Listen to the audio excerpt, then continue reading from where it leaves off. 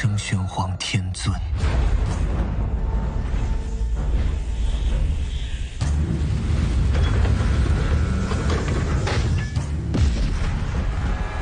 Jumpa lagi dengan Albara. Kita lanjutkan cerita Lord of the Mysteries. Jangan lupa share, like, komen, dan subscribe. Penguasa misteri bab 151, Permintaan Klein. Suara serangga dan suara burung hantu bergema di sepanjang jalan kembali ke kota kecil. Azik melihat ke depan dan berkata setelah beberapa detik terdiam, "Meskipun aku tidak sepenuhnya yakin apa yang terjadi padaku, aku punya gambaran kasar. Mungkin aku adalah seseorang yang telah hidup sangat lama. Tuan Azik, Anda harus benar-benar mempertimbangkan apakah Anda masih sesuai dengan definisi seseorang," pikir Klein dalam hati, tetapi dia tidak berani mengatakannya dengan lantang. Gurun ini, kesunyian ini, seringkali membuat seseorang lemah. Seharusnya aku membayar harga tertentu sebagai ganti umur panjang ini.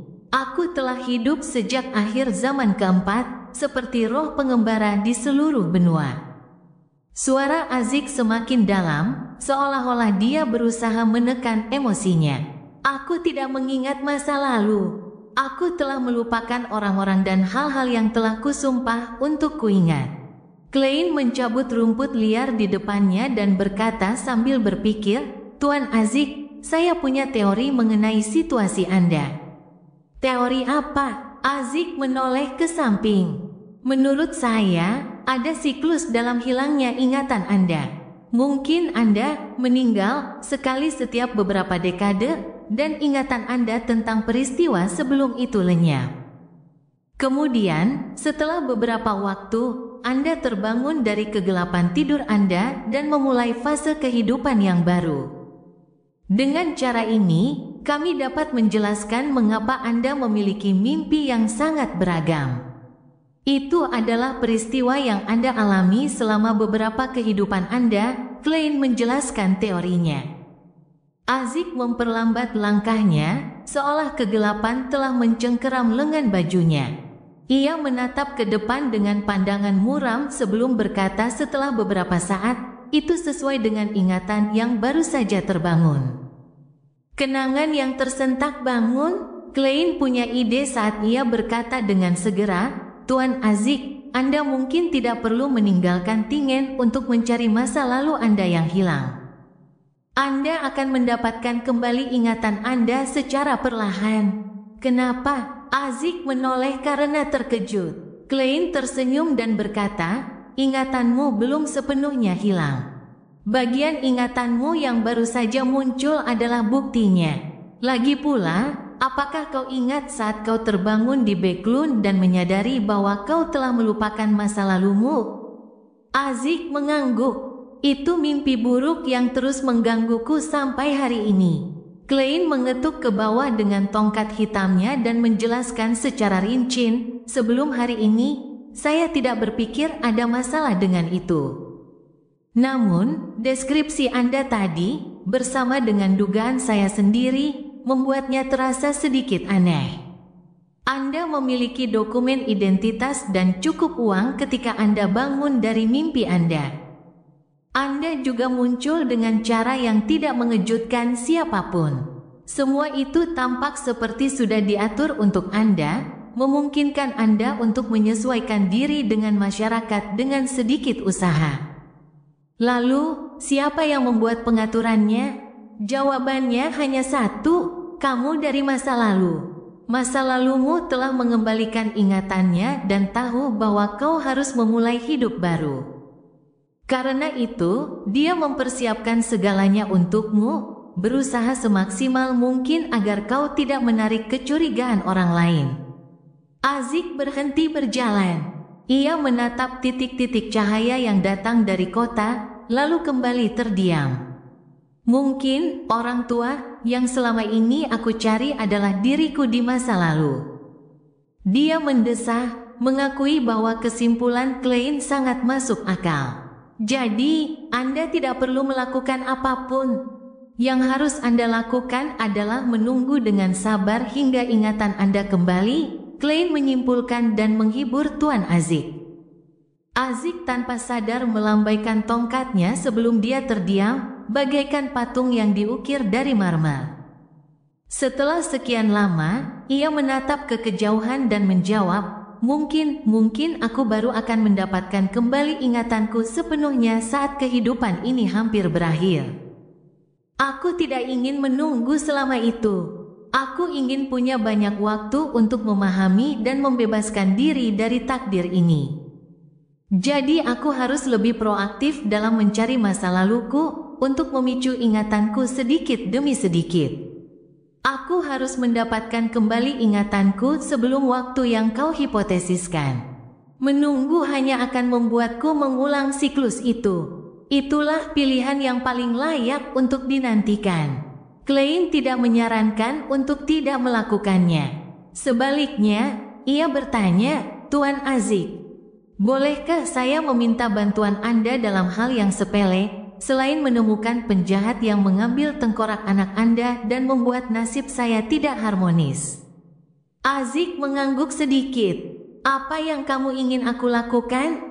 Klein mengatur kata-katanya dan berkata, saya harap Anda dapat pergi ke kota yang berjarak 2 hingga 5 jam dari Tingen dengan kereta kuda minggu depan. Atau minggu berikutnya, saya ingin Anda menyebabkan insiden paranormal, sesuatu yang tidak akan membahayakan siapapun. Dilihat dari cara Anda mencoba mencari penjahat menggunakan koneksi garis keturunan Anda, saya rasa Anda cukup ahli dalam bidang jiwa yang telah mati. Tidak masalah, Azik berjanji tanpa ragu. Dia tidak bertanya kepada Klein mengapa dia ingin dia melakukan hal seperti itu. Pada saat yang sama, dia secara diam-diam mengonfirmasi dugaan Klein tentang kekuatannya. Terima kasih, ini sangat penting bagiku. Selain itu, kamu hanya bisa memilih pengikut Dewi Malam saat kamu memilih target. Selain itu, jangan tinggalkan petunjuk apapun, perintah Klein. Hanya melalui metode ini insiden itu dapat disampaikan kepada Tingen Nighthawks. Baru setelah itu ia dapat bergabung dengan tim dalam misi tersebut dan mengusulkan penggunaan artefak tertutup 30782. Baru setelah itu ia dapat mengekstrak darah suci dari artefak tertutup untuk menciptakan mantra matahari terbakar. Itu adalah benda terkuat yang bisa diperolehnya saat ini. Dengan asumsi bahwa pelaku yang tinggal di rumah dengan cerobong asap merah belum meninggalkan Tingen, dan bahwa Klein akan melanjutkan penyelidikannya. Dia harus berusaha sekuat tenaga untuk menjadi lebih kuat. Ya, menurut informasi yang kudapatkan, mencuri sedikit kekuatannya tidak akan merusak 30782. Paling-paling, itu hanya akan mengurangi waktu yang dibutuhkan untuk memurnikannya. Ini demi keamanan dan stabilitas kota Tingen. Klein dalam hati mencoba membenarkan tindakannya. Azik tidak peduli dengan motifnya. Dia mengangguk, saya akan memberitahu Anda nama kota dan perkiraan waktunya terlebih dahulu, sehingga Anda dapat mempersiapkan diri. Fiuh. Klein menghela napas lega. Ia merasa perjalanan ke kota Lamut ini bukanlah perjalanan yang sia-sia. Meskipun mereka hanya berhasil mengupas lapisan terluar misteri yang menyelimuti Tuan Azik dan masih banyak hal yang harus diketahui, setidaknya ia berhasil mendapatkan persahabatan dari Azik. Sekutu yang dapat diandalkan dalam pencariannya terhadap pelaku di balik layar. Pada pukul 10:30 malam itu, Klein kembali ke 2 Daffodil Street, lapar dan lelah. Bayangkan Tuan Azik tidak mentraktirku makan malam. Dia pasti tidak ingin menikmati makan malam, gerutu Klein sambil membuka pintu.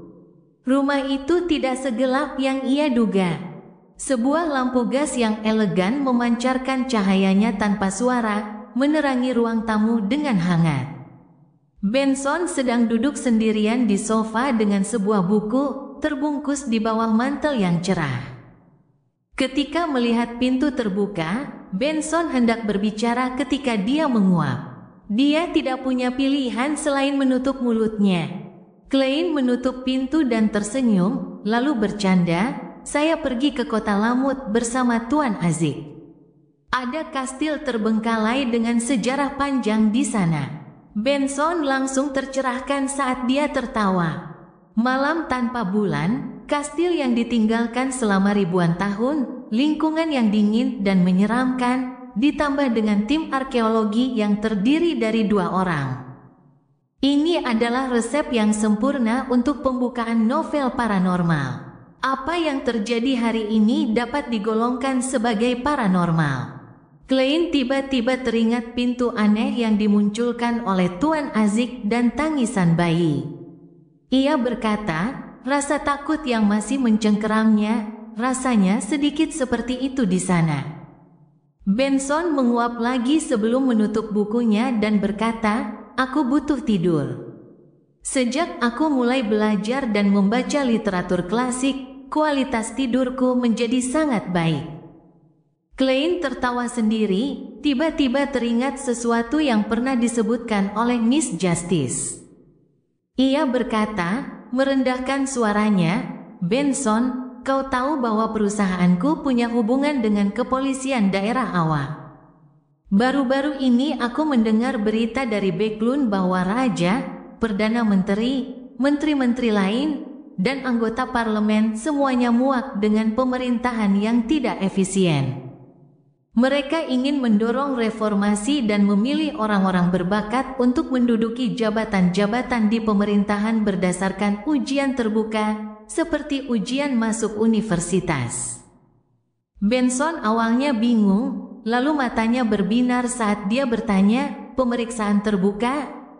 "Ya, asal lulus ujian, kamu bisa menjadi pegawai negeri di salah satu cabang pemerintahan." Dugaanku adalah bahwa isi ujian akan mengikuti ujian masuk universitas, sastra, klasik, matematika, dan logika, serta pemahaman dasar tentang hukum. Klein menggunakan kesempatan ini untuk menyampaikan pendapatnya. Ia melanjutkan, "Benson, ini harus dirahasiakan, dan jangan terlalu berharap banyak pada ini. Tidak seorang pun tahu apakah ini akan disahkan oleh House of Lords dan House of Commons atau tidak.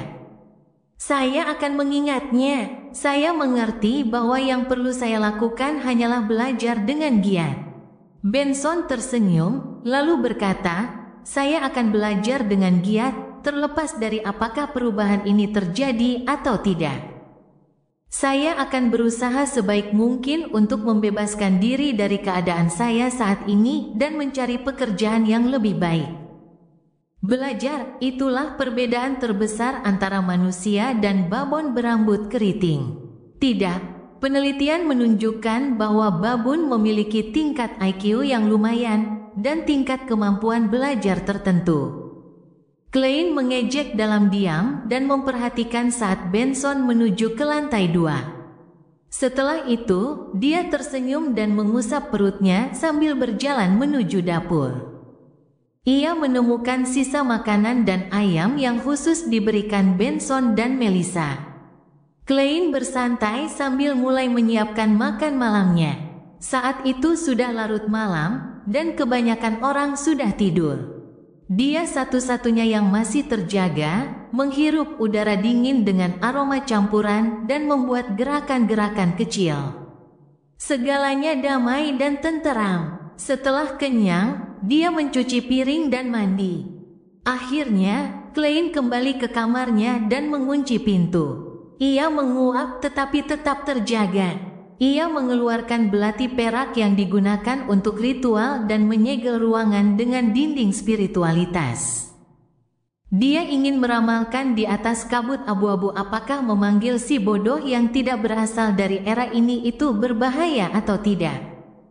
Penguasa Misteri Bab 152, Upaya yang Bagus.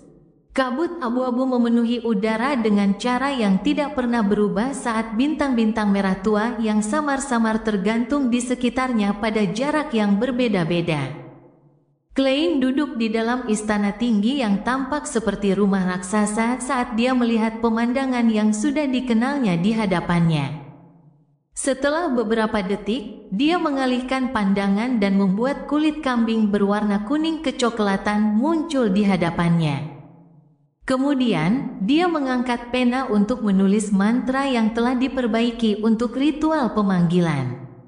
Nyalakan lilin untuk mewakili diriku sendiri. Gunakan dinding spiritual untuk menciptakan lingkungan suci.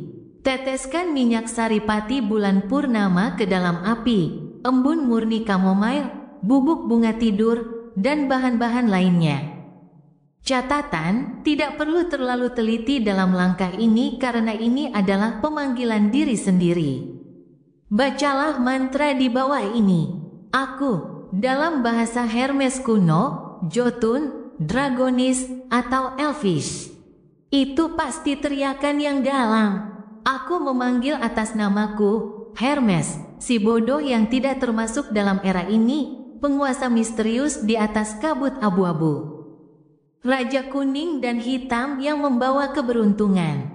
Setelah menelitinya 3 kali, Klein menuliskan pernyataan ramalan di bagian bawah, akan ada bahaya jika ritual di atas dilakukan di luar dunia ini.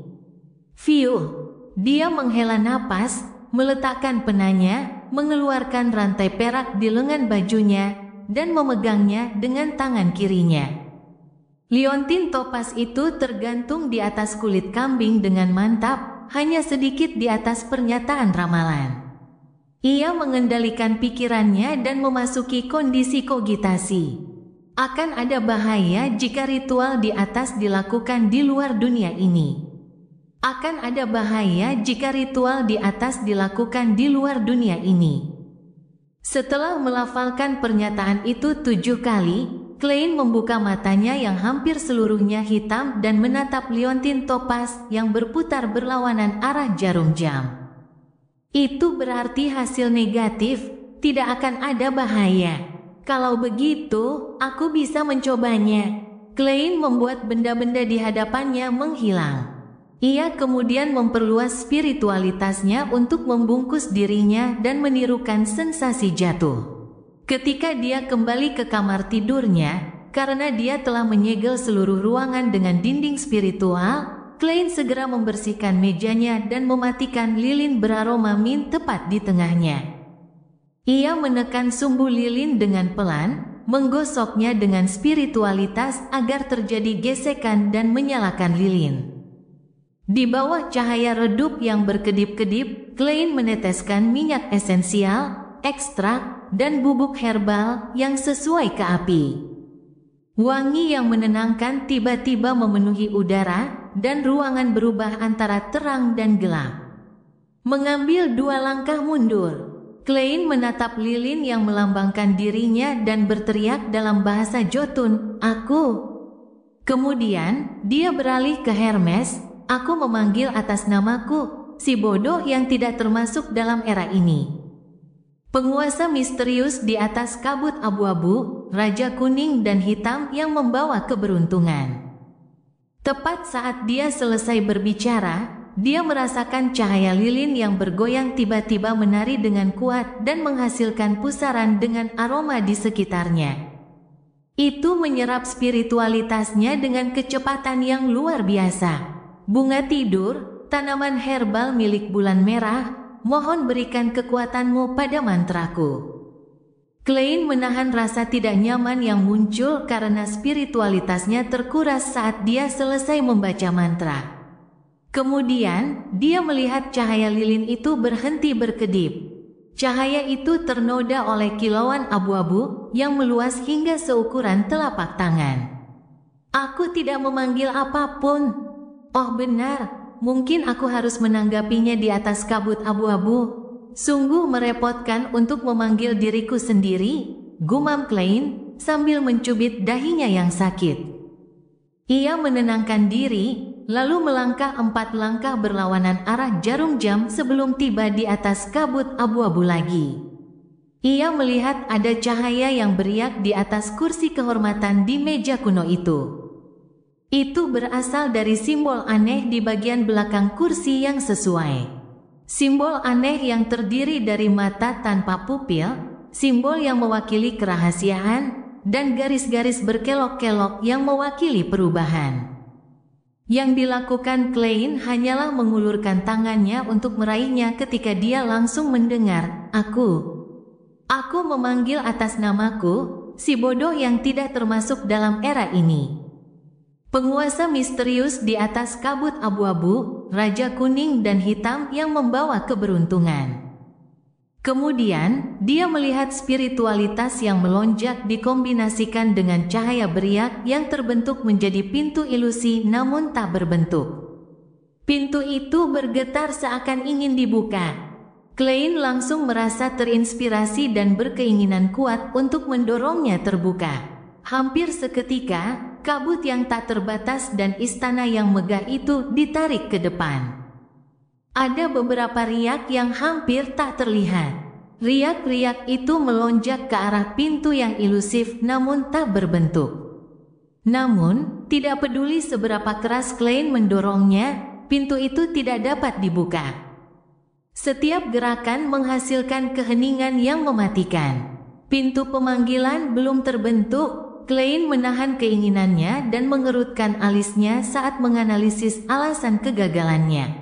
Dia dengan santai menamai pintu itu pintu pemanggilan. Aku kekurangan spiritualitas, jadi aku tidak bisa membentuk Door of Summoning yang lengkap. Saat aku maju ke sekuens 8 clown dan melewati tahap awal yang berbahaya, aku bisa mencobanya lagi. Mungkin itu tidak akan menjadi masalah saat itu. Klein mengangguk ringan dan secara kasar memahami apa yang telah terjadi. Percobaan ini memberinya tambahan rasa percaya diri.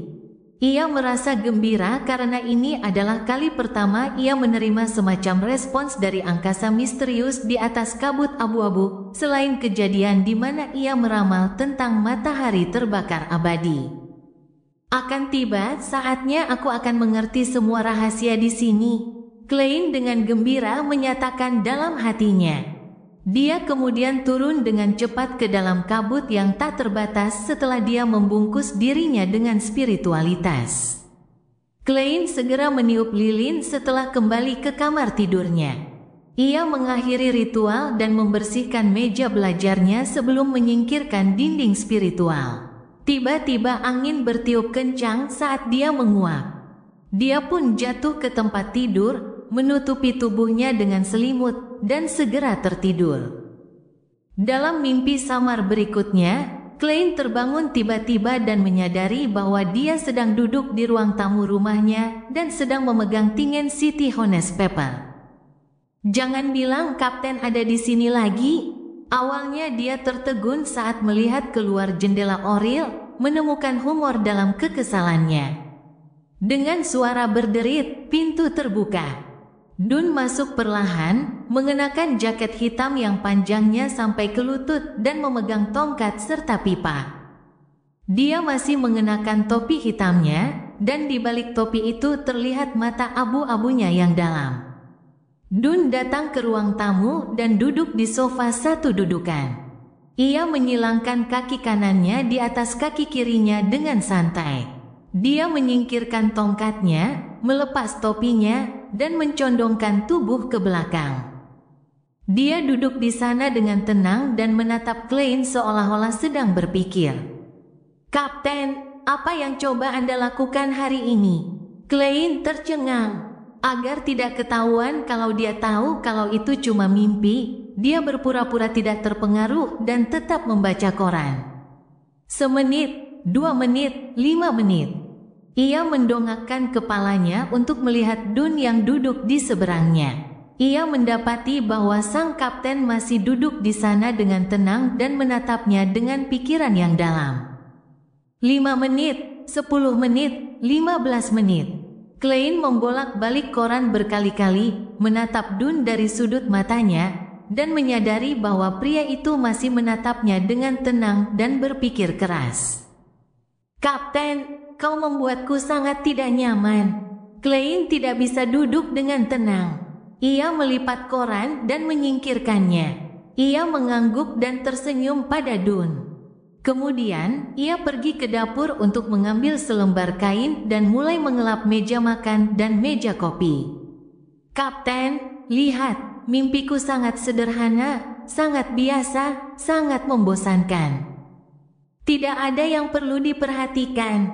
Cepatlah pergi. Kenapa kau tidak berpura-pura menjadi hantu dan aku akan berpura-pura takut? Lalu kau bisa menyelesaikan pencapaianmu sebagai mimpi buruk." Dia berdoa dalam diam dan mengangkat kepalanya, tetapi yang dia lihat hanyalah mata abu-abu gelap Dun yang masih berpikir keras. Di bawah tatapan yang tenang dan konstan itu, Klein membersihkan semua perabotan dan kamarnya. Ia sangat lelah dalam mimpinya. Yang paling membuatnya lelah adalah Dun Smith yang mengamatinya dengan tenang sambil berpikir mendalam.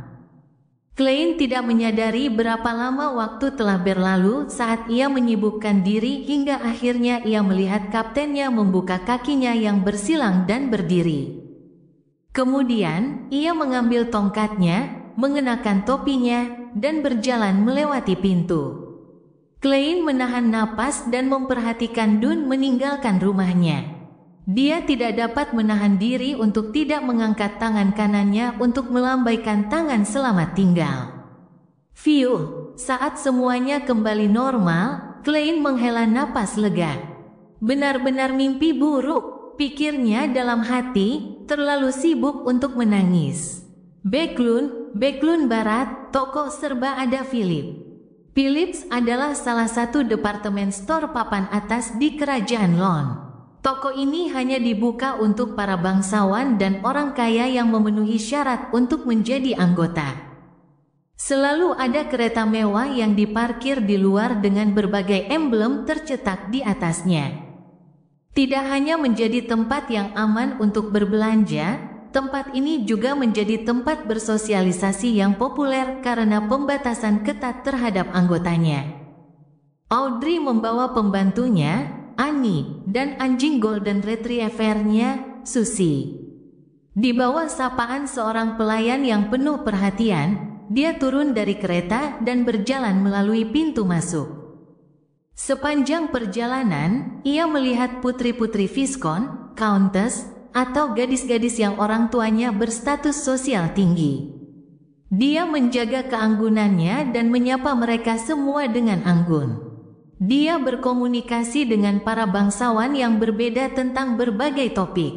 Misalnya, ketika dia menghadapi seorang countess tertentu, dia akan memuji pakaian countess tersebut, dan ketika dia menyapa seorang baroness tertentu, dia akan memuji penampilan luar biasa dari suami baroness tersebut di House of Lords. Audrey sebelumnya tidak pandai dalam hal itu, dia terlalu keras kepala dan terlalu sombong.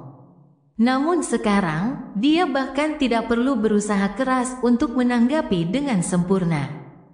Di mata seorang penonton, sebagian besar emosi dan pikiran para bangsawan wanita tertulis di wajah mereka.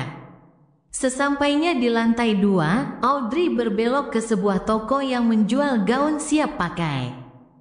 Pelayan di toko itu adalah seorang gadis mungil. Dia mengenakan gaun hitam dan putih dan memiliki rambut pirang sebahu. Dia adalah arbiter, Sio Derecha.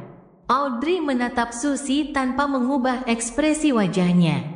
Anjing itu langsung mengerti apa yang dimaksud pemiliknya dan berlari ke tempat lain. Pembantu Annie mengejar Susie untuk mencoba menyeretnya kembali. "Bagus sekali," Audrey memuji dalam hati dan berjalan di samping Sio Derecha, berpura-pura melihat berbagai macam gaun. "Kenapa kau mengatur pertemuan denganku di sini?" Sio bertanya dengan berbisik sambil memperkenalkan gaun-gaun itu dengan suara keras. Suaranya lembut, seperti suara anak-anak. "Mana petugas aslinya?" tanya Audrey sebagai balasan, bukannya menjawab. Sio melihat sekeliling dan berkata, "Aku sudah meyakinkannya. Dia senang bisa beristirahat di pagi hari." Audrey memandangi gaun-gaun dengan gaya yang berbeda-beda sementara dia mengeluarkan selembar kertas terlipat rapi dari tas tangan kulit domba miliknya dan diam-diam memberikannya kepada Sio. Laksamana muda Huricane, Kilangos, telah menyelinap ke Beklun. Ini potretnya, kuharap kau bisa menemukannya untukku. Oh, dan jangan beritahu dia. Sio menerima kertas itu dan membukanya untuk melihatnya sekilas.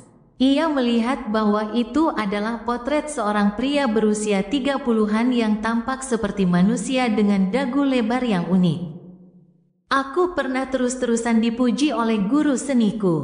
Audrey melirik Sio sekilas lalu mengangkat kepalanya. Ia menambahkan, kerajaan menawarkan hadiah 10.000 pound untuk Kilangos.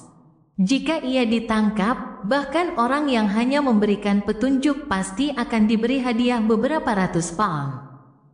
Tepat saat dia menyelesaikan kalimatnya, dia melihat mata Sio berseri-seri karena kegembiraan, seperti yang diharapkannya. Penguasa misteri bab 153, tindakan terakhir meletakkan fondasi. Rahang lebar yang unik, rambutnya disanggul seperti milik seorang ksatria kuno, mata yang menatapmu dengan maksud untuk memberikan senyuman dingin.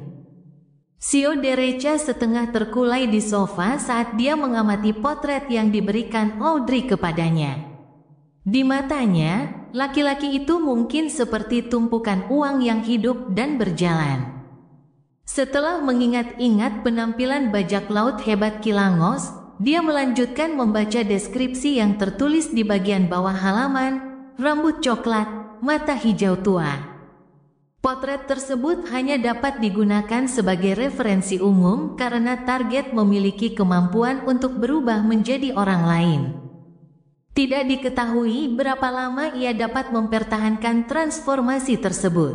Potret itu hanya dapat digunakan sebagai referensi. Target memiliki kemampuan untuk berubah menjadi orang lain. Hanya sebagai referensi, berubah menjadi orang lain. Lalu mengapa aku menghabiskan begitu banyak waktu untuk mengingat fitur wajahnya?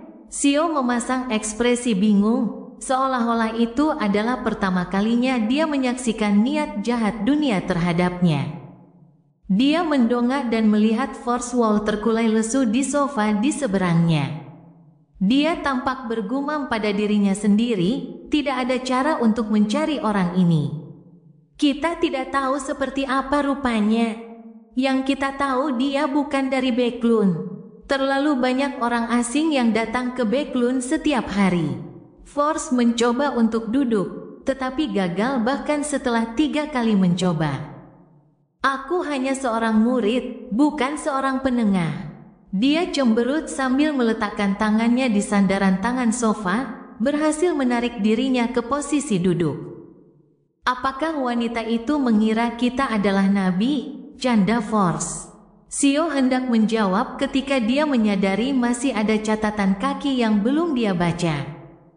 Dia membacanya dengan lembut. Cara pencarian yang disarankan adalah sebagai berikut. 1. Kilangos membawa benda jahat bersamanya. Benda itu harus melahap daging, darah, dan jiwa orang yang masih hidup setiap 2 hari. Anda dapat mempertimbangkan untuk mencari gelandangan yang hilang. Carilah informasi Kilangos secara menyeluruh dan buatlah profil hobi dan perilaku uniknya. Ciri-ciri wajah seseorang mungkin berubah, tetapi selama ia belum menerima pelatihan khusus, ia akan sering bertindak seperti dirinya sendiri, seperti hal-hal yang ia sukai untuk dimakan, gaya berjalannya, tindakan yang biasa ia lakukan, dan banyak detail lainnya. Force mengangguk sambil mendengarkan. Nona Audrey bukanlah remaja polos dan naif seperti yang diisukan tentangnya. Dia memiliki hati yang teliti dan rasa pengamatan yang tenang. Begitukah? Tanya Sio ragu. Ia tidak mengharapkan jawaban saat ia mengganti topik pembicaraan dengan menyarankan, aku yang akan bertugas mengumpulkan informasi. Bisakah kau menggabungkan tumpukan emas itu? Tidak, hobi dan sifat unik Laksamana itu Force membuka matanya lebar-lebar dan mengguncang kotak baja yang berisi rokoknya. Bagaimana Anda bisa tahan melakukan ini? Bagaimana Anda bisa tahan membuat seorang penulis yang peka dan peka melakukan konsolidasi, analisis, dan deduksi? Sio melirik sekilas ke arah sahabatnya yang memancarkan aura berwibawa tanpa menyadarinya. Ada paragraf menarik tentang deduksi di Stormwind Mountain Villa Anda. Force menarik bahunya ke belakang dan menundukkan kepalanya. Ia menatap meja kopi sambil berkata, "Tahukah kau berapa banyak rambutku yang telah kucabut? Berapa banyak waktu tidur yang telah hilang?" Hanya untuk paragraf itu, dia segera mengangkat kepalanya dan menatap Sio Derecha, lalu menundukkan kepalanya sekali lagi dan menggerutu, "Hidup ini singkat. Ada terlalu banyak hal yang harus kita lakukan. Mengapa kita harus membuang-buang waktu untuk tugas-tugas yang tidak menarik dan remeh seperti itu?" Itu sangat masuk akal. Sio hampir mengangguk setuju. Dia berjuang keras untuk mempertahankan otoritasnya sebagai seorang arbiter. "Lalu apakah kamu punya cara lain untuk menyelesaikan masalah ini?" Dia menekan suaranya, membuat suara kekanak-kanakannya terdengar lebih dalam. Force berpikir selama hampir 20 detik sebelum tiba-tiba mendongak. "Kita bisa menyewa seorang profesional. Setelah Anda selesai mengumpulkan informasi tentang Laksamana Muda Huricane, kita akan menghapus nama itu dan menyerahkannya kepada detektif yang hebat, lalu memintanya untuk melakukan konsolidasi dan deduksi. Yang harus kita lakukan hanyalah membayar biaya. Kenapa aku tidak terpikir ke sana?" Pikiran Sio menjadi kosong. Force dan Sio saling memandang tanpa berkata apa-apa. Saat suasana menjadi canggung, dia berdeham. "Kami akan melakukannya sesuai saran Anda." Setelah mengatakan itu, dia segera menambahkan, "Kamu akan membayar biayanya." Jalan Howes, Klub Ramalan. "Selamat siang, Tuan Moretti." Resepsionis cantik Angelica menatap Klein dengan heran. "Anda jarang datang pada hari Jumat." Lelah mencari rumah dengan cerobong asap merah, Klein tersenyum dan berkata, "Takdir tidak pernah berulang tanpa henti. Takdir selalu memberi kita kejutan." Dia berada di daerah itu, dan waktu di kereta yang disewanya telah habis. Jadi, dia datang untuk minum teh hitam dan beristirahat. Lebih jauh lagi, ini akan berfungsi sebagai lapisan akhir fondasi. Dengan pengalaman baru di klub ramalan, secara logis ia akan menyebutkan aplikasi tersebut kepada Dunsmith. "Kata-katamu selalu begitu filosofis," puji Angelica.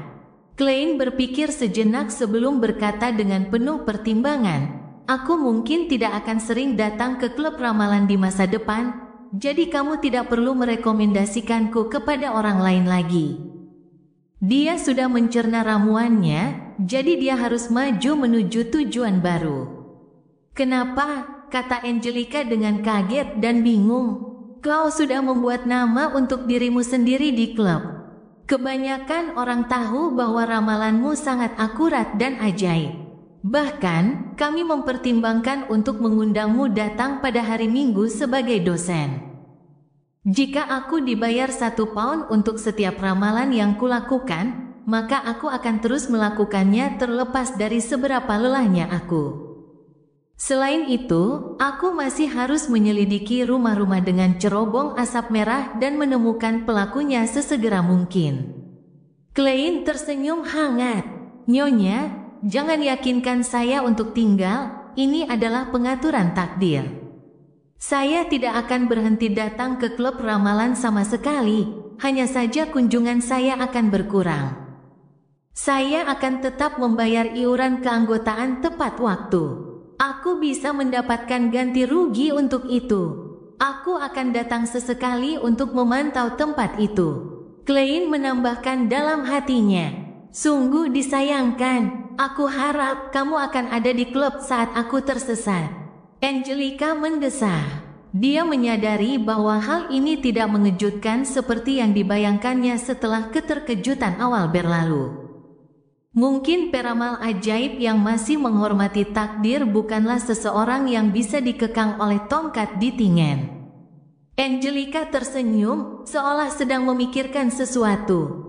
Teh hitam si B? Ya. Klein membalas dengan senyuman. Ia menghabiskan sekitar 20 menit di klub, menghabiskan waktu untuk beristirahat, menghabiskan teh hitamnya sebelum meninggalkan klub. Ia naik kereta umum kembali ke Daffodil Street. Ketika dia masuk, dia membuka kotak surat karena kebiasaan dan melihat ada surat yang ditaruh di dalamnya belum lama ini. Klein membuka surat itu dan menyadari bahwa surat itu dari Tuan Azik. Saya akan berangkat ke kota Morse pada hari Minggu dan kembali pada hari Rabu. Sebagian besar warga di kota Morse adalah penganut Dewi. Dia akan ke sana pada hari Minggu, yang berarti bahwa menurut tingkat efisiensi yang biasa, Nighthawks hanya akan menerima informasi pada hari Selasa atau Rabu. Aku bisa melakukannya, untuk berpikir bahwa Tuan Azik akan mengingat permintaanku. Aku harap dia ingat untuk tidak melakukannya secara pribadi. Dia memanggil roh dan melakukan sesuatu yang menakutkan sudah cukup. Klein mengangguk sedikit. Dia melepaskan spiritualitasnya dan membakar surat itu dengan gesekan. Dia menjentikkan tangannya, mengubah api menjadi abu dan membiarkannya jatuh perlahan ke tanah. Sabtu sore, Klein mengenakan jaket hitam dan topinya. Ia memegang tongkatnya saat berjalan perlahan ke Blackton Security Company. Setelah menyapa Rosanne, dia melihat ke sekat dan menyadari bahwa kantor kapten sedang terbuka. Dia sengaja berbicara lebih keras, kemarin. Aku melihat seorang gadis yang mirip denganmu di klub ramalan. Benarkah? Tanya Rosanne, rasa tertariknya memuncak. Klein mengangguk tanpa ketulusan. Ya, sebenarnya, kupikir dia adalah adikmu. Maafkan saya karena mengecewakan Anda, tetapi saya tidak punya saudara perempuan, bahkan sepupu. Rosanne tertawa. Apakah Anda ingat namanya? Tidak. Mengapa aku harus mengingat namanya? Klein tersenyum. Melihatnya sama saja seperti melihatmu. Bolehkah aku menganggapnya sebagai pujian? Rosanne adalah gadis yang suka mengobrol dan tidak pernah membutuhkan orang lain untuk memulai pembicaraan. Dia bertanya atas kemauannya sendiri. Klein, aku kira kamu mendapatkan banyak uang dari klub ramalan? Sebagai seorang pelihat sejati, kemampuanmu jauh melampaui mereka yang menganggapnya sebagai hobi. Kita akan tetap menjadi rekan kerja yang baik jika kau tidak menyebutkan ini. Klein terbatuk. Seorang peramal harus menghormati takdir.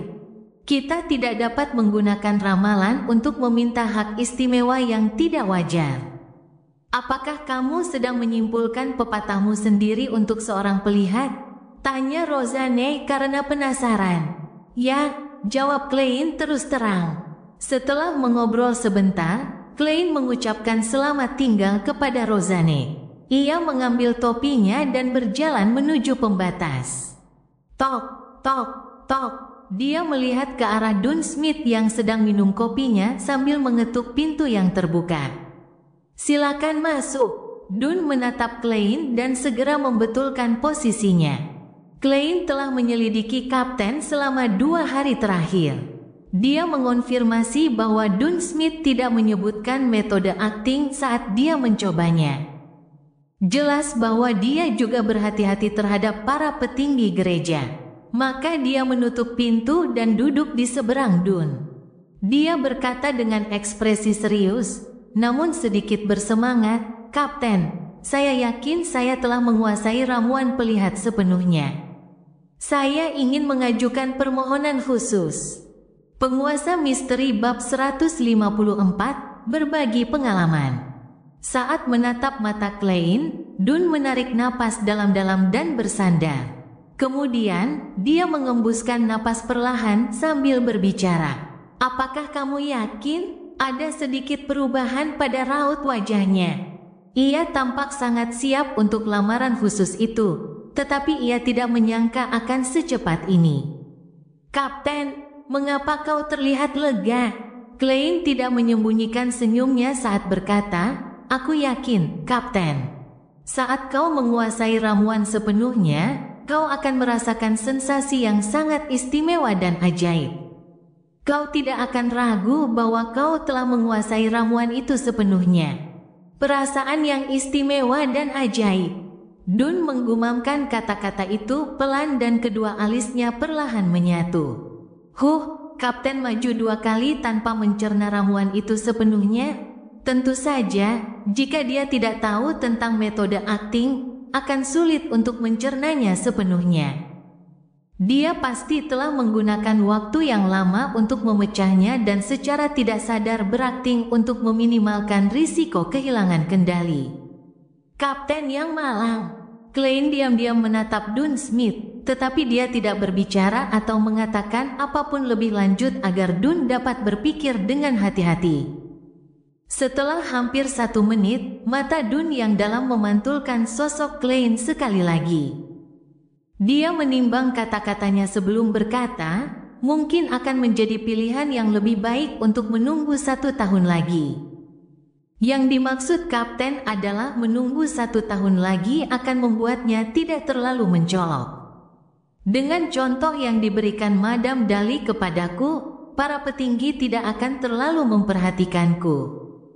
Paling-paling, aku hanya akan dimasukkan ke dalam daftar untuk observasi, pikir Klein dan menjawab dengan jujur, awalnya, aku ingin menunggu sampai tahun depan untuk mengirimkan aplikasi khususku. Lagi pula, ada terlalu banyak hal yang perlu kukuasai. Misalnya, seni bela diriku hanya pada tingkat pemula. Tetapi, Kapten, tidakkah menurutmu kita telah mengalami terlalu banyak kebetulan dalam 2 bulan terakhir? Kami sedang mengejar para penculik ketika kami menemukan buku catatan Antigonus di ruangan seberang. Pengiriman artefak tertutup 2049 tertunda, tetapi Ray Bieber tidak meninggalkan Tingen dan mencoba mencerna kekuatan di pelabuhan. Aku pergi menghadiri pesta ulang tahun dan memicu insiden Hannes Vincent. Aku pergi menyelidiki di perpustakaan dan bertemu dengan seorang anggota Ordo Aurora. Saya tidak tahu apa arti kebetulan-kebetulan ini, tetapi saya merasa tidak aman. Itulah sebabnya saya ingin mengembangkan diri saya dengan cara sebaik mungkin. Klein memanfaatkan kesempatan itu untuk berbicara tentang manipulator di balik layar. Itu adalah sesuatu yang telah ia rencanakan untuk dimasukkan ke dalam jadwalnya tanpa mengungkap keunikannya. Ia akan mengingatkan Nighthawks untuk membuat mereka mencari lebih banyak petunjuk dari sudut yang berbeda. Apa yang ia katakan sebelumnya hanya akan membuat Nighthawks lainnya menyimpulkan bahwa Klein memiliki pikiran yang cerdas dan pandai mengatur pikirannya. Saat Klein mengucapkan kata tetapi, tubuh Dun mencondong ke depan. Akhirnya, dia menempelkan jari-jarinya di depan mulutnya. Dia memusatkan pandangannya dan tetap diam, tampaknya memikirkan apa yang dikatakan Klein. Setelah beberapa saat, Dun mengangkat kepalanya dan berkata dengan suara lembut dan dalam, sangat tanggap. Mungkin memang ada sesuatu yang mengintai di kegelapan. Tanpa menunggu Klein berbicara, dia memberi instruksi, Anda dapat mengajukan permohonan khusus. Baiklah, Klein mengangkat sudut bibirnya saat menjawab. Dia berdiri sambil tersenyum dan berjalan menuju pintu. Seperti yang diduga, dia mendengar ucapan tambahan yang familiar. Tunggu sebentar, seru Dun. Dia menimbang-nimbang kata-katanya dan berkata, perhatikan pilihan kata-katamu. Jangan khawatir, Kapten. Aku lebih mementingkan masalah ini daripada dirimu. Klein mengangguk setuju sambil tersenyum. Awalnya, dia mengira Dun akan mengusulkan agar mereka menghindari melewati katedral suci dan malah maju ke urutan 8 secara rahasia. Kemudian mereka bisa menjalani prosedur normal setelah 3 tahun. Namun, setelah dia memikirkannya, dia menyadari bahwa itu tidak mungkin. Terlepas dari apakah itu melalui aplikasi khusus atau aplikasi normal, orang yang akan maju tetap harus diselidiki oleh katedral suci. Satu-satunya perbedaan adalah bahwa satu metode relatif sederhana dan yang lainnya lebih rumit. Kalau saja dia menjadi sekuens 8 secara diam-diam, maka itu bisa membuat seluruh Tingen Nighthawks berada dalam masalah. Karena Klein telah selesai dengan pelajaran mistisismenya, dia tidak pergi ke ruang bawah tanah dengan tergesa-gesa tetapi berjalan ke kantor juru tulis di sebelahnya setelah meninggalkan kantor kapten. Dia mendapati seorang pria dan seorang wanita sedang duduk di kantor. Pria itu berusia 30-an dan wanita itu berusia 20-an, mereka adalah 2 anggota baru. Mereka terkejut saat Klein masuk, lalu mereka tersenyum dan mengangguk untuk memberi salam. Mereka penasaran dan kagum dengan Beyonders yang bekerja sama dengan mereka. Klein tidak mengobrol dengan mereka tetapi menemukan meja kosong dan mulai menulis draft untuk aplikasi khusus. Karena ia sudah memiliki draft di kepalanya, hanya butuh waktu sekitar 10 menit untuk menyelesaikan pekerjaan awalnya. Setelah membacanya beberapa kali dan mengubah beberapa bagiannya, ia duduk di depan mesin ketik Akerson model 1346 dan mulai mengetik draftnya pada sebuah dokumen. Mendengarkan ketukan keyboard, kedua pegawai baru itu bertukar pandang dan berdiri bersamaan. Mereka meninggalkan kantor dan pergi ke ruang penerima tamu untuk mengobrol dengan Rosanne, sehingga Klein bisa mendapatkan privasi. Sangat berhati-hati dan sepenuhnya menyadari perlunya menjaga kerahasiaan. Klein melirik sekilas ke arah sosok mereka yang menjauh saat dia memuji mereka. Dia kembali fokus pada pekerjaannya dan meneruskan mengetik pada mesin tik. Tepat saat ia akan menyelesaikan lamaran khususnya, Leonard Mitchell keluar dari kamar mandi. Ia melihat sekeliling sambil mengancingkan kemejanya.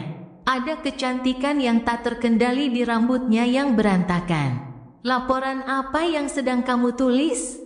Leonard melihat sekeliling kantor juru tulis itu sambil bersandar di kusen pintu dengan kaki kanannya berjinjit untuk menyeimbangkan diri dan tangannya dimasukkan ke dalam saku. Mata hijaunya mengamati Klein dengan penuh minat. Klein mengetik kata terakhir dan tanda baca terakhir. Ia lalu menoleh dan tersenyum. Aplikasi khusus. Aplikasi khusus? Tanya Leonard bingung.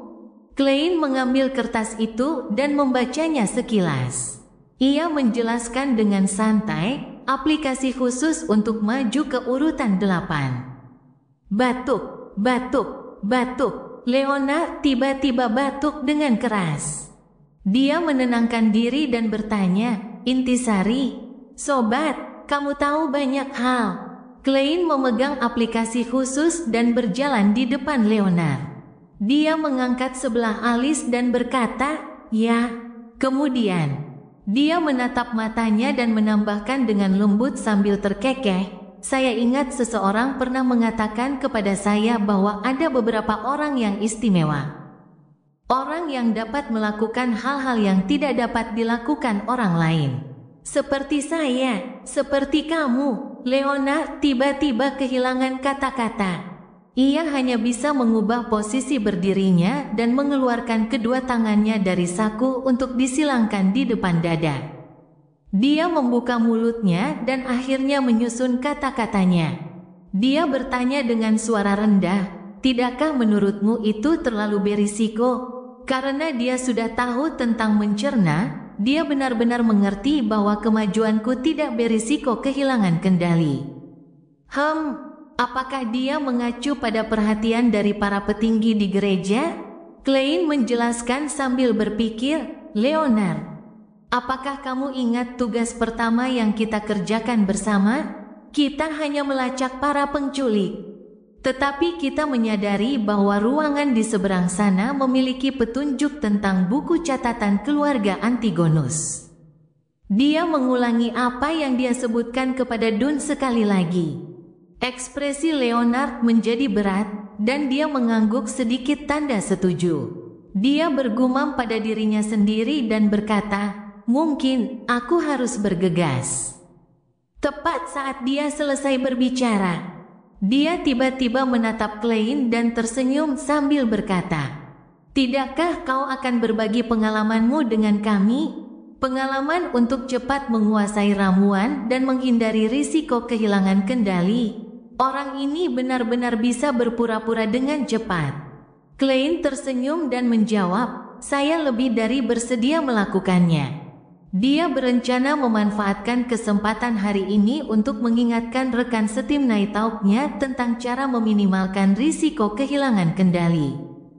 Tentu saja, demi menjaga keselamatan pribadinya, dia tidak bisa mengatakannya sejelas yang dia katakan kepada Dun Smith. Paling-paling, dia bisa menjelaskan ide itu secara samar-samar, dengan cara yang tidak akan membuat siapapun yang diutus oleh atasannya waspada. "Ayo kita lakukan sekarang." Leonard dengan tidak sabar menyeret Klein ke ruang rekreasi Night Hawks. Pada saat itu, selain Royal yang sedang bertugas di Chinese Gate, Frye, Kenley, dan seekat Rom ada di sana yang sedang bermain kartu. Semuanya, Leonard mengetuk pintu yang setengah tertutup dan berbicara seolah-olah sedang membacakan puisi. "Perkenalkan, pria di sebelahku ini, Tuan Klein Moretti, yang telah menguasai ramuannya sepenuhnya dalam waktu 1,5 bulan. Orang ini sangat dramatis."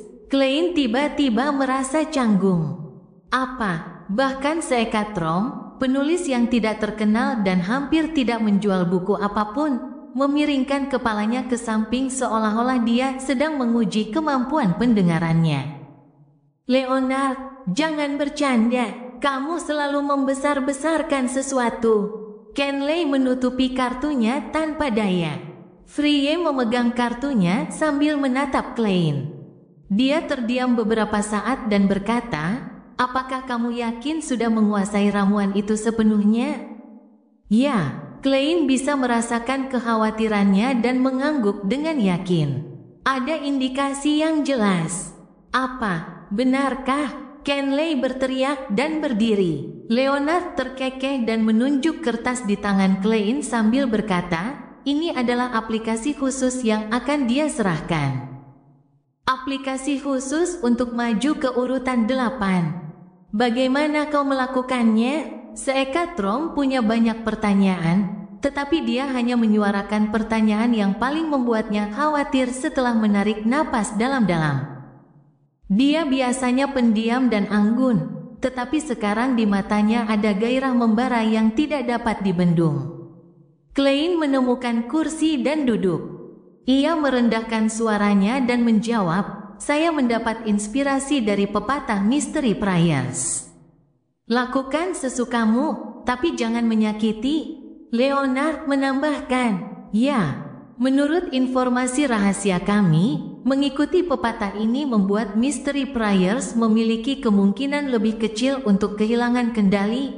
Klein menjelaskan apa yang dipelajarinya dari Old Nail. Setelah itu, contoh Madame Dali memberi saya pemahaman yang lebih baik tentang prosesnya. "Perantara roh Dali?" tanya Kenley sebagai jawaban, berharap mendapat konfirmasi. "Ya, Nyonya Dali telah menyerahkan aplikasi khusus sebelumnya. Dia hanya menggunakan waktu 2 tahun untuk menjadi spirit medium dari Corpse Collector.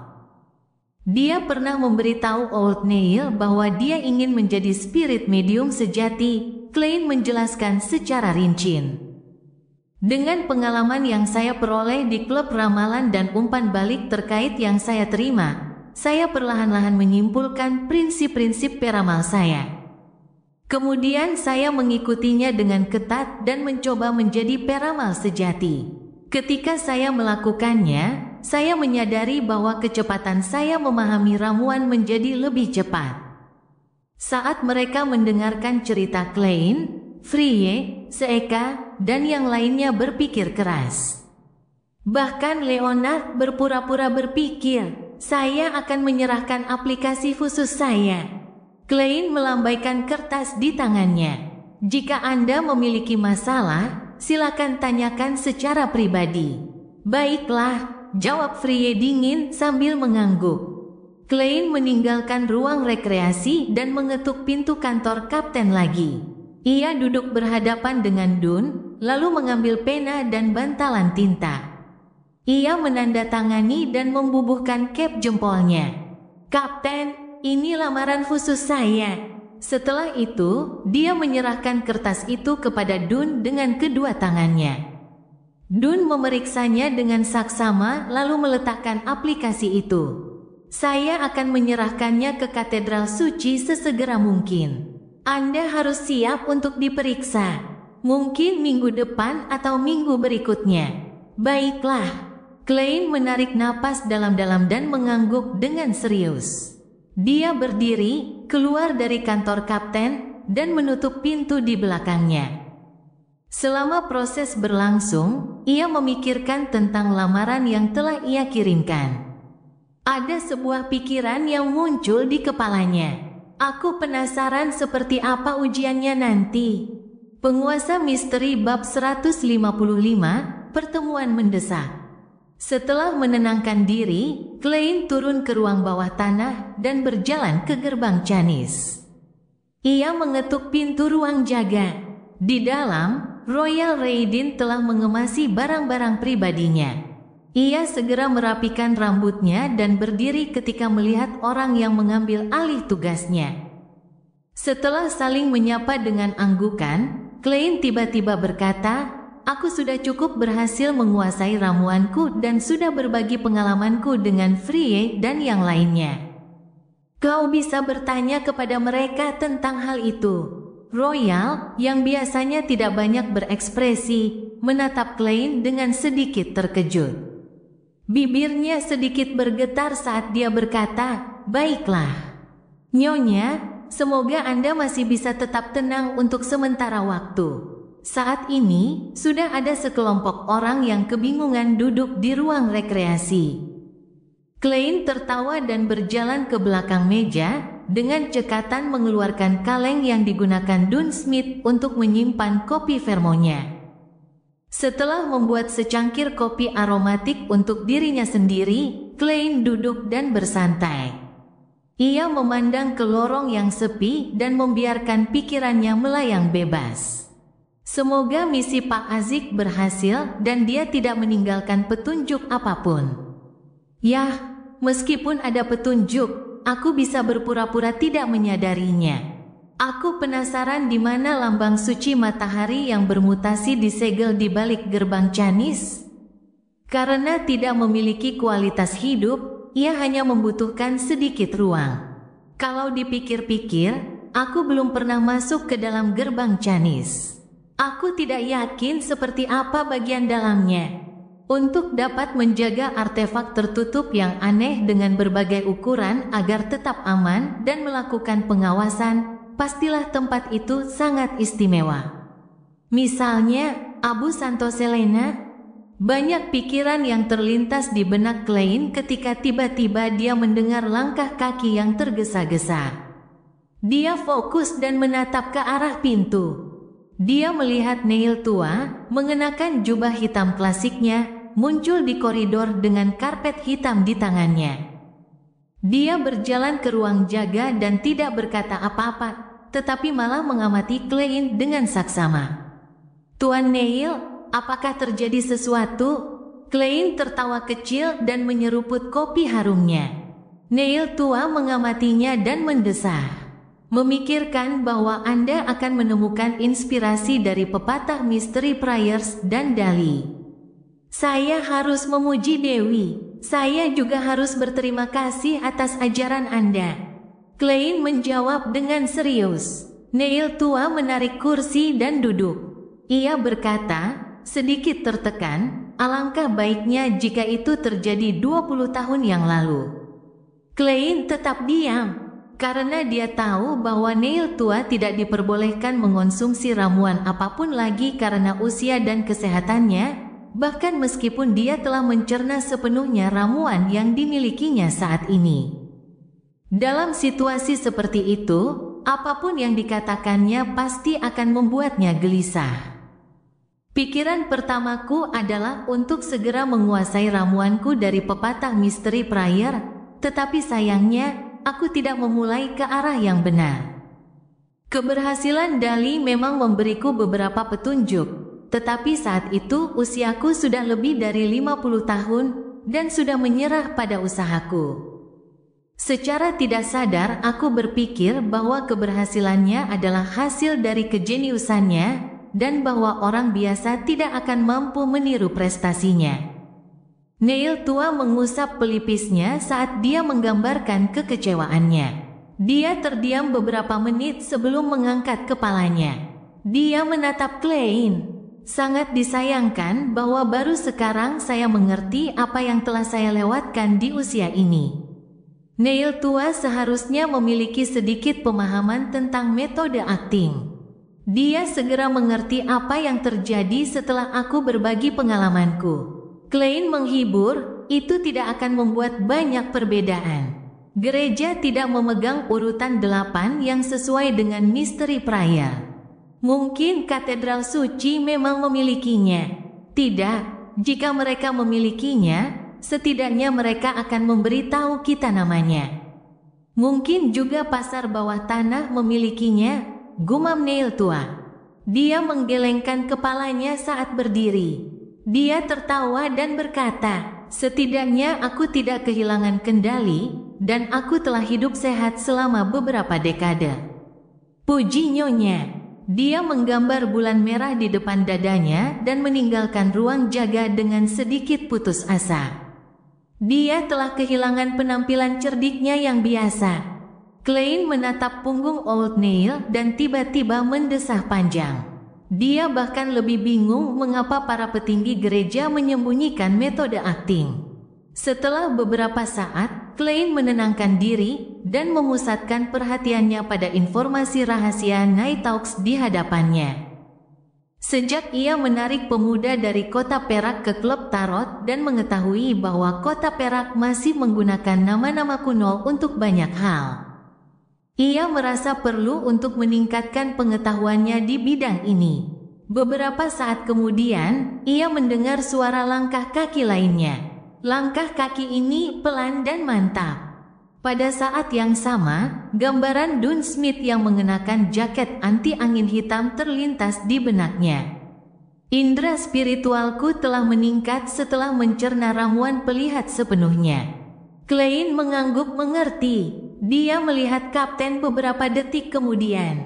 Surat untukmu. Dun mengulurkan tangan kanannya dan menjentikkan pergelangan tangannya, lalu melemparkan surat itu ke Klein. Klein mengangkat tangannya dan mencoba meraih surat itu, tetapi entah karena penilaiannya atau reaksinya, dia meleset. Apa? Surat itu jatuh ke lantai, meninggalkan tangan kanan Klein yang terentang canggung di udara.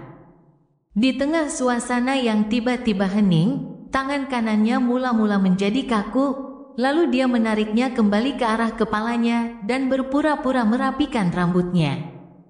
Cahaya dari lampu gas tidak cukup terang. Klein membuat pernyataan asal-asalan dengan santai. Ia membungkuk dan mengambil surat itu, lalu meliriknya sekilas. Tuan Hornacis, ini surat dari Dexter Guderian. Dia mengangguk mengerti dan membuka laci untuk mengambil pembuka surat. Menurut aturan Nighthawks, jika ada penerima yang jelas dan benar, Rosanne dan seluruh pegawai akan memberikan surat itu langsung kepada orang yang dituju. Jika penerimanya anonim atau namanya tidak diketahui, surat itu akan diserahkan kepada Dun. Ia kemudian dapat bertanya-tanya atau membuat keputusan. Klein dengan hati-hati membuka surat itu dan mengeluarkan selembar kertas di dalamnya. Ia segera membuka lipatan kertas itu dan membacanya. Dia menyadari bahwa Dr. Suaka, Dexter, meminta pertemuan mendesak pada pukul 2 siang hari ini. Apakah dia memperoleh formula telepati? Atau apakah itu tentang hal lain? Klein mengangkat surat di tangannya dan menatap Dun. Kapten, informanku, yang dari alkemis psikologi, ingin bertemu denganku pukul 2 siang. Apakah dia mengatakan hal lain? Tanya Dun, seolah-olah dia sudah menduganya. Tidak. Klein menggelengkan kepalanya. Dun berpikir sejenak, lalu berkata dengan suara berat, minta Leonard untuk mengawasi gerbang Canis untuk sementara waktu. Aku akan pergi bersamamu dan bersembunyi di suatu tempat. Permintaan mendesak untuk bertemu terkadang bisa jadi jebakan. Aku pernah mendengar banyak kejadian serupa. Selain itu, jika itu sesuatu yang penting, kita bisa bertindak cepat. Kapten, Anda memang berpengalaman. Belum lagi menjadi kapten yang paling dapat diandalkan dan dapat dipercaya tanpa masalah ingatan setiap kali kita memiliki sesuatu yang serius untuk dilakukan. Klein segera mengangguk. Baiklah, pukul 2 siang, di dalam lapangan tembak kecil 9 milik Zoutland Street Shooting Club. Klein menatap sasaran yang penuh lubang peluru, lalu melirik Dr. Dexter Guderian yang gelisah. Apa yang terjadi sampai kau mencari tentara bayaran di Hound Pub dengan panik? Hanya dengan melakukan hal itulah Bos Hound Pub, Wright, akan segera menyerahkan surat tersebut kepada perusahaan keamanan Blackton dan tidak perlu menunggu Klein mengambilnya sendiri. Dexter mengamati ekspresi dan bahasa tubuh Klein, lalu menjawab dengan lembut, aku merasa Hood Again agak tidak normal akhir-akhir ini. Hood Again adalah pasien dari rumah sakit jiwa yang telah menjerat Dexter ke alkemis psikologi. Kelainan macam apa yang telah dia tunjukkan? Desak Klein, menunjukkan profesionalismenya. Dexter menghela napas lega, seolah-olah dia telah menemukan pilar penyangga. Dia berkata sambil mempertimbangkan kata-katanya, dia tampaknya benar-benar sudah gila. Benar-benar gila? Tanya Klein kaget. Bukankah Hood Again berpura-pura sakit dan menyusup ke rumah sakit jiwa untuk mencoba memengaruhi para pasien agar melatih kemampuan mentalnya? Dia benar-benar menjadi sakit. Gila sungguhan, kurasa begitu. Dexter mondar-mandir dengan cemas. Dulu aku bisa mengobrol normal dengannya dan menerima bimbingan tentang cara menggunakan kekuatan Beyonderku dengan benar. Namun, dalam beberapa hari terakhir, proses berpikir dan kondisinya menjadi sangat aneh. Aku hampir tidak bisa berkomunikasi dengannya. Dia sama seperti pasien-pasienku yang lain, Meskipun aku berhasil mendapatkan formula telepati sebagai hasilnya. Namun, aku tidak bisa memastikan apakah itu asli atau palsu. Aku khawatir mungkin ada beberapa perubahan yang tidak terkendali yang mungkin terjadi. Tidak masalah. Sebagai seorang pelihat yang memiliki dunia misterius di atas kabut abu-abu, aku akan dapat menentukan apakah itu nyata atau palsu. Klein menghela napas lega sebelum mengerutkan alisnya dan bertanya, apakah dia pernah berhubungan dengan seseorang sebelum dia berubah menjadi abnormal? Hanya pasien, tapi aku tidak bisa menjamin itu. Aku tidak akan berada di rumah sakit jiwa sepanjang hari. Aku juga butuh waktu untuk beristirahat, kata Dexter, ekspresinya serius. Klein mengangguk seolah itu adalah sesuatu yang sepele. Jangan khawatir, aku akan mengirim seseorang untuk melindungimu secara rahasia.